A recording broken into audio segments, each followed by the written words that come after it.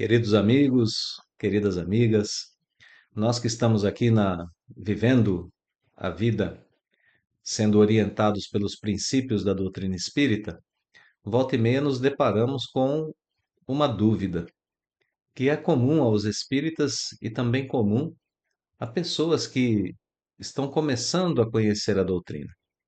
E essa dúvida é a seguinte: por que o plano espiritual não se mostra de forma mais direta, mais ostensiva para nós em nossas vidas?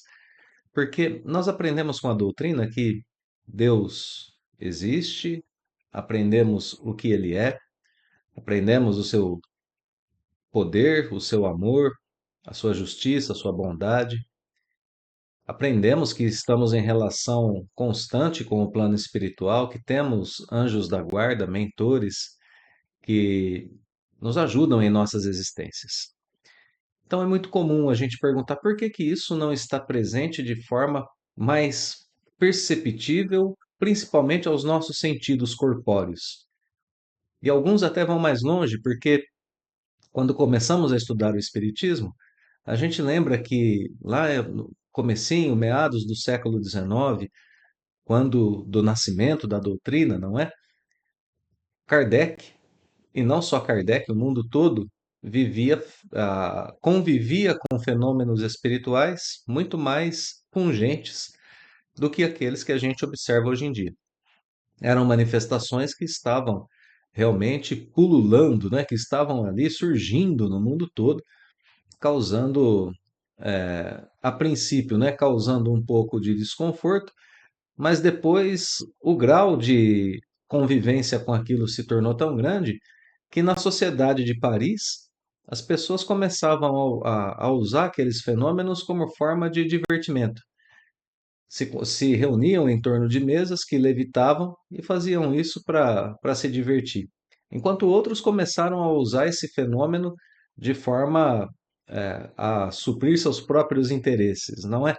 Outros começaram a reproduzir esse fenômeno de forma não como sendo um fenômeno apresentavam como sendo um fenômeno dos espíritos, mas na verdade era uma enganação, era um truque.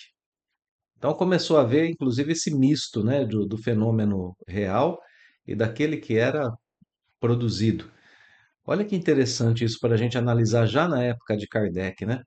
E se a gente olhar para essa situação, a gente já começa a encontrar aqui alguns motivos pelos quais os fenômenos não são tão perceptíveis hoje em dia, porque eles não estão tão vivos quanto na época de Kardec.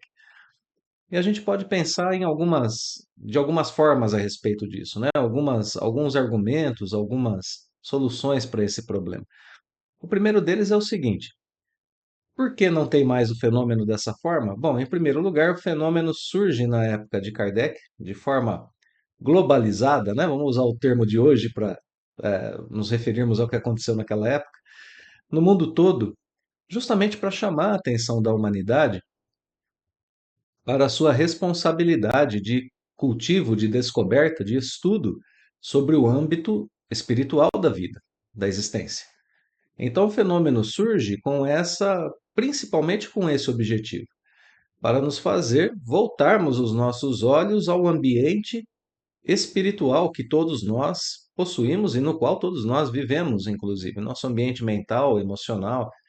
Lembrarmos que a vida continua após a morte, a provar a individualidade permanente do espírito, né, que volta ao plano incorpóreo. Então, trazer mais informações sobre Deus, sobre Jesus e seu evangelho. Bom, enfim, abrir as portas para que nós pudéssemos ver, compreender e estudar mais o plano espiritual. Então vem com esse objetivo. Depois acalmam-se, né, os fenômenos e a gente tem ali a responsabilidade de continuar a desenvolver esses estudos. Então esse é a nossa primeira justificativa para não termos mais tantos fenômenos hoje.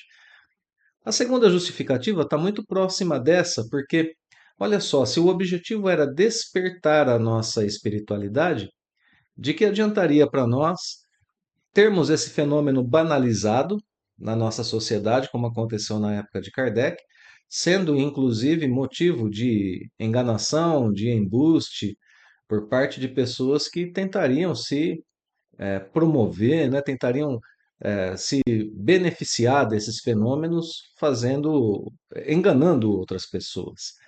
Então, poxa vida, o fenômeno era para a gente olhar para o nosso interior, para a gente olhar para o plano espiritual. Então, nada mais natural que o fenômeno hoje fique um pouco mais restrito às casas espíritas e a outras casas espiritualistas, por que não dizer? Porque o fenômeno não é só do espiritismo, né? É um fenômeno que acontece com qualquer ser humano. Então, hoje, se a gente quer ter um contato mais íntimo com o fenômeno, o que que a gente precisa fazer? Nós precisamos nos recolher, principalmente no ambiente de uma casa espírita. A gente precisa se recolher intimamente na prece, no estudo, para que a gente possa ter contato com aquele fenômeno, para nós espíritas, numa mesa mediúnica, onde ali se manifestam irmãos do plano espiritual que trazem para a gente as suas necessidades, as suas experiências, as suas dificuldades, que trazem ensinos importantes do lado de lá para o lado de cá.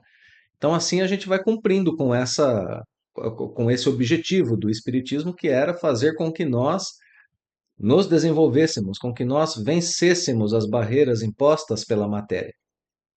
E aqui mais um argumento: é através desse progresso que nós vamos superando, então, a necessidade de termos contato através dos órgãos dos sentidos. Ah, eu só acreditaria se eu visse um espírito, só se eu ouvisse. E aí a gente limita tudo que está na nossa existência, quando a gente age assim, aos órgãos dos sentidos. Mas não é preciso muita coisa para a gente voltar a nossa atenção para o nosso mundo espiritual. Basta que a gente perceba que nós temos um diálogo íntimo com a gente mesmo o tempo todo. O meu pensamento conversa comigo mesmo o tempo todo. Isso denota a existência já de um ser individual que está para além da postura do corpo físico, né? Ou da composição do corpo físico, melhor dizendo. Então agora a gente tem essa nossa tarefa de aguçar os nossos sentidos no dia a dia para a gente perceber a presença de Deus conosco, para a gente perceber a presença do nosso anjo da guarda. Para a gente, em oração, em prece, com pensamentos elevados, a maior parte do tempo, se assim for tanto quanto possível, a gente possa estabelecer ligações com o plano espiritual e boas ligações com o plano espiritual, tendo pensamentos mais otimistas, pedindo ajuda aos espíritos que têm competência para nos ajudar, né? Anjos da guarda, repito, mentores, Jesus, e tantos outros que são queridos do público espírita, Dr. Bezerra de Menezes, por exemplo, rogando a Deus a proteção do Pai Celestial para os nossos dias, emanando boas vibrações a pessoas que estejam necessitadas. Quantas pessoas a gente não conhece que estão passando por dificuldades de relacionamento, por dificuldades no trabalho, por dificuldades financeiras, dificuldades na sua saúde? Vamos experimentar o plano espiritual. Se a gente puder parar por alguns instantes no nosso dia, dirigindo as nossas orações a essas pessoas, e talvez até orientando, se a gente tiver intimidade suficiente, né, para que essas pessoas façam o mesmo, a gente vai perceber a ação do plano espiritual na nossa existência de forma sutil, porque é assim que Deus age conosco. Deus nos protege, Deus nos educa em silêncio para os nossos sentidos corpóreos. Mas ele faz isso sempre. Ele jamais nos abandona. Deus está conosco o tempo todo e é perceptível pela nossa inteligência na estrutura da natureza, nessa estrutura maravilhosa que nós temos na criação. É perceptível a nossa emoção quando nós estamos naquele dia difícil e tentamos nos conectar com ele, e então conseguimos nos acalmar. Quando nós desenvolvemos a nossa espiritualidade e percebemos que a carga, às vezes, de analgésico que a gente toma, de antidepressivo, começa a poder ser diminuída. Quando a nossa confiança, coragem, paciência aumenta nessa desenvoltura, nesse desenvolvimento do nosso âmbito espiritual. Então, o plano espiritual está presente conosco, nós somos criaturas essencialmente espirituais. E uma das nossas principais tarefas aqui na Terra, enquanto estamos em corpos físicos, né? Corpos de carne densos, é o desenvolvimento dessa espiritualidade que nos liga ao outro, nos liga inclusive ao meio ambiente tão necessitado da nossa atenção, e aí a gente passa a perceber melhor.